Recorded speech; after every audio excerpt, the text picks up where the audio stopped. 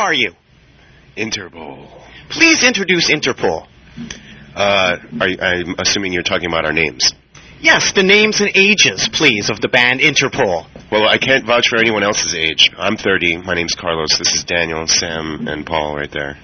And you're here together in Vancouver, British Columbia. Oh, yeah. Oh, yeah. Now, your enthusiasm probably stems from the fact that your guitar is gone. What happened the last time? What happened the last time the Interpol were in Vancouver? It was quite a sad event, wasn't it? It was a good time. It was a good time. I didn't want that thing anyway. It was just, materialistic and... We need it. Yeah, we didn't need it. Well, just can you run us through it a little bit? You showed up at the Royal Hotel, your first gig in Vancouver. And, I guess we went back to our actual hotel. Is that the name of the venue, the Royal Hotel? That's the venue. So I guess we went back to our hotel, and when we got back to the venue, someone had broken in the dressing room and stolen the guitars and sold them for 1/100th of their value. Now, when you leave the venue, do you usually leave everything all set up on stage? What have you guys done, Sam? Do you leave your guitars exposed? Where were they stolen from? Dressing room. Yeah, and there was supposed to be a venue up, and it wasn't locked up, and there was supposed to be a security guard, and there wasn't. And it was right on the alleyway, which some of these alleyways around here are not necessarily the most pleasant ones. So you go away, and then you come back. Did you go for something to eat at least? I don't remember. Was there anything to have food? After sound check. There was food involved. There was food, so you're feeling good. You had a good meal in Vancouver, British Columbia, Canada. Showers, too. We took showers. You have showers, and then you come back to the Royal Interpol, and... This experience is coming back to me in such a beautiful force right now. It's great, yeah. Came back, and the guitars were stolen. Now, what exactly was stolen, and what do you still want back? Because maybe it's still out there. There was a news item recently that Bono, your good fun buddy Bono... yeah? He had a lyric book returned after 20 years after it got stolen in Portland. That's a nice story. I got my guitar back already. You got the guitar back? Yeah. So what are we missing? My guitar. And what is it for all the people out there, the gear hounds? It's like a burgundy red 67 or something like that, Epiphone Casino. So it's like an F-shaped, it's got F holes, it's like an old-looking guitar, kind of like a Chuck Berry-looking guitar. Like John Lennon? Or John Lennon. Yes. Another weird story, actually. Remember the band Bachman Turner Overdrive? Taking care of business. Taking care of business. Every day. Yeah, Randy Bachman lives in Vancouver, British Columbia, Canada, and he told me a story how he once had a guitar stolen years ago, and it ended up in a Tears for Fears video. No way, really? Yeah. Gosh, nothing like that's happened for me. So, yeah, Daniel, have you seen it out there anywhere? Have you seen anybody else playing the guitar? I mean, what's the specifics for it? Have you been that could be my guitar? No, I haven't seen anyone who's been playing my guitar. You should just watch some Tears for Fears videos. I don't want to blame them. I don't want to blame those guys. We can blame them for a lot, can't we? But they do have a new record coming out, right? Or they have a new record that came out, so kind of coincidental. Yeah. I feel you. Shady, Rowan, and Kurt. Mm-hmm. Well, on behalf of Vancouver, I wanted to give you guys a little present here. This is an LP by local band The Organ, who actually played with you guys on that fateful night. No, they didn't, really? Yes, they did. But we also played with Radio Berlin, though. Yeah, Radio Berlin and The Organ played that night. So although you don't get your guitar back, Daniel, you do get a little bit of the evening back with a little LP by The Organ. Welcome to Vancouver, British Columbia, Canada. Oh, thank you. Yeah, excellent. Well, actually, it's Canadian Connections, a Vancouver band, unfortunately, and Vancouver, unfortunately, related to the mysterious disappearance of Interpol organs. But there's some more connections. You guys were originally called the French... No. Yeah, we tossed around a title that had the word French in it at one point. We never played a show with that, though. But you almost going to be called the French Letters, right? I think it might be even on our website that it says that. I saw that. I don't think it's accurate. Please make it be true. Yeah, no, it's totally true. And I'm happy for that because in Vancouver there used to be a band called the French Letters. Yes, another Vancouver connection to Interpol. And here you are, Matador recording artist in Vancouver. Matador is also home of other Matador recording artists, namely... A.C. Newman and New Pornographers. Yes, exactly. You got that, Sam. For 100. Now, for 200, Carlos D., you historian. What other Matador artist, a duo from Vancouver, British Columbia, Canada, a duo, a girl and a guy, David... can you answer, Sam? Dust Devils. Dust Devils is pretty close. No, not the Dust Devils. Mecca Normal, yes. Yeah. So there's a Canadian connection as well. Mecca Normal, A.C. Newman, and the New Pornographers, all in Vancouver, British Columbia, Canada. That A.C. Newman record is phenomenal. Now, there is another connection, and thank you for praising Canadian rock there, Sam, of Interpol. No, Carlos, you were talking about your singer in the press a little while back. Was I? Yes, and you had mentioned he was displaying, or is displaying, some Howard Hughes tendencies. That I have been quoted as saying that. That's correct. And Howard Hughes, holed himself up in one particular location that I might mention, Vancouver. Yes, Howard Hughes holed himself up in Vancouver, British Columbia, Canada, at the Bayshore Inn. So another connection between Interpol and Vancouver, British Columbia, Canada. Howard Hughes. Now, why is Paul kind of like Howard Hughes? Look at him.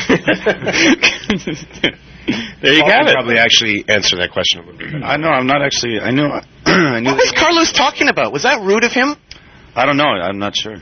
I mean, I haven't. It was merely an illustration of the mental state that Paul was in when we were recording the antics. Is it a premonition? Well, I hope not. Yeah. I would love to. Actually, I think I may be turning a bit of Howard Hughes myself. Look, is that wrong on the fingernails? Is that wrong, Carlos? I know you're a style expert. Is that wrong? Should I be... And the manicured fingernails? Yeah, just like they're kind of like they should be chopped. Because remember, Howard Hughes didn't cut his finger. Actually, let's see Paul's fingernails. Yeah, I think he's beating me. So, Interpol, here you are in Vancouver, British Columbia, Canada, a piece of land. You guys are creating land all over North America with your Interpol your Interpol space. Yes. Your Interpol space. What? Yeah, I was hoping you'd fill in like Yeah, Interpol space. What? Simmer down there. What is the Interpol space? What is it? The only thing I know about it is you have the guy associated with Andre the Giant posters involved, and I love Andre the Giant posters. So what is this Interpol space? I don't understand. It's like a gallery meets merchandising store meets hangout meets bar kind of thing. I mean, well, there isn't a bar in there, but sometimes there's That's a desire of yours. Yeah. There's 3 locations.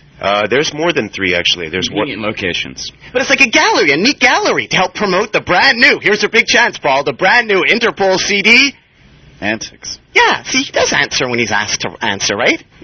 He certainly does. Yes, and you're Interpol. No, I was wondering, though, you're putting up this space and stuff. Does that mean, because there's cool artists involved, like what is the Andre the Giant guy? Sorry, who is the Andre the Giant guy? And I'm calling him that. Okay. Shepard Fairey.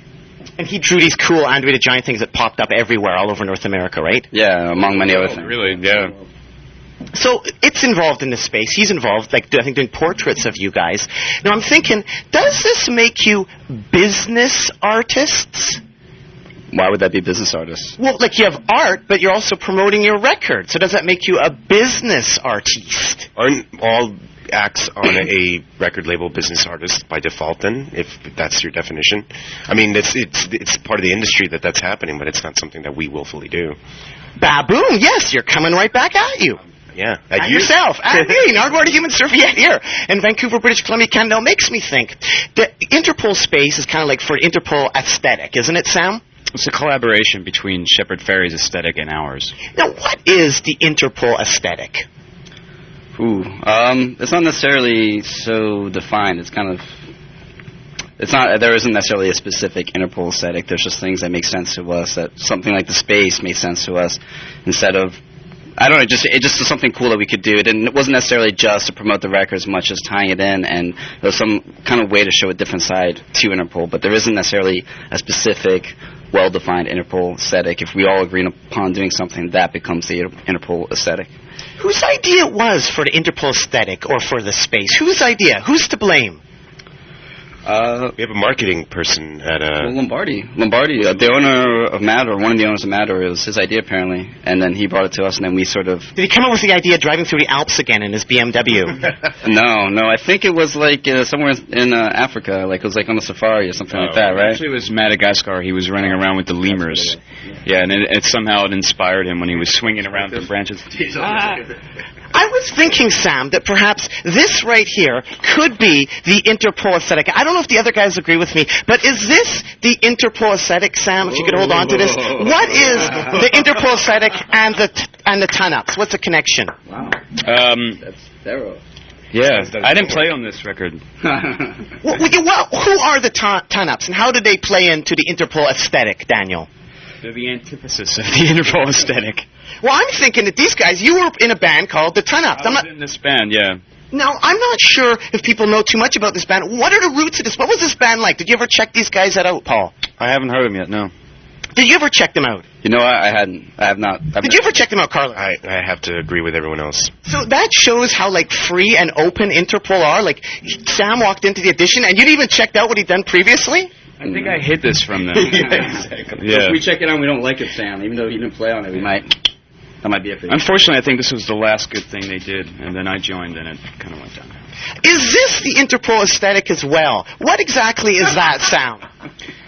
Yeah. Damn, you've done your homework. Now, that's something I'm kind of proud of, even though I look ridiculous, but this was a band called the Holy Terrorists down in Miami. And that's you playing the drums? That's me. Kicking it out. Now, why are you more proud of the punk look here than the kind of like the mod garage sort of ton-upping? Because it was just better. Was it better? I don't know. I didn't hear the Ton-Ups. That's a nice pick, though, isn't it, Carlos? I think that's a fantastic look. Now, just continuing on here, Paul, just quickly, I was wondering, the Interpol aesthetic. I think Daniel said it pretty well, actually.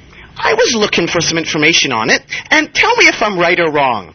A group of girls swooned during the first encore. Ooh, they're playing the sexy song, said one.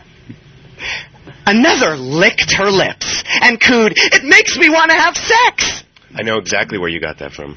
Where did I get that from? Village Voice. The Village Voice, yes, Carlos. Is that the Interpol aesthetic? Because it couldn't get better than that. You make people want to have sex. What more do you want from life if that's what you're doing? So is that what the Interpol spaces do? They're going to make people have sex all over the world? We got beds set up in the back.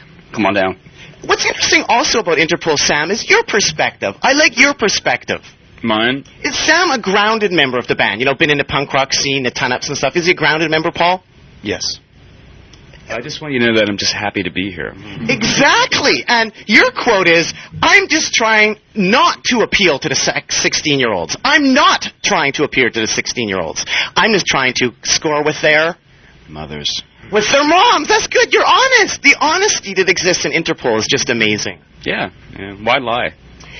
Interpol, you guys are up there on stage. You're playing tonight at the Commodore Ballroom. You've had stuff thrown at you. Like, there's been panties thrown at you, Carlos? There was an occasion where panties were thrown at me, yes. Like red panties. Red lace panties, actually. Is that at all distracting to have stuff thrown at you on stage? Like, here you guys are. You're playing a serious song, and suddenly some, like, red panties land on stage. Does it kind of ruin the mood at all? Red panties are always welcome.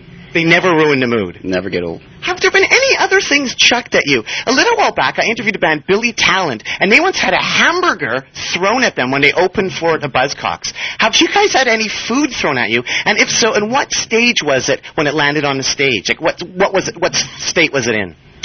When we did the Curiosa tour, I got a bunch of candy. I got one of those bracelets that you eat.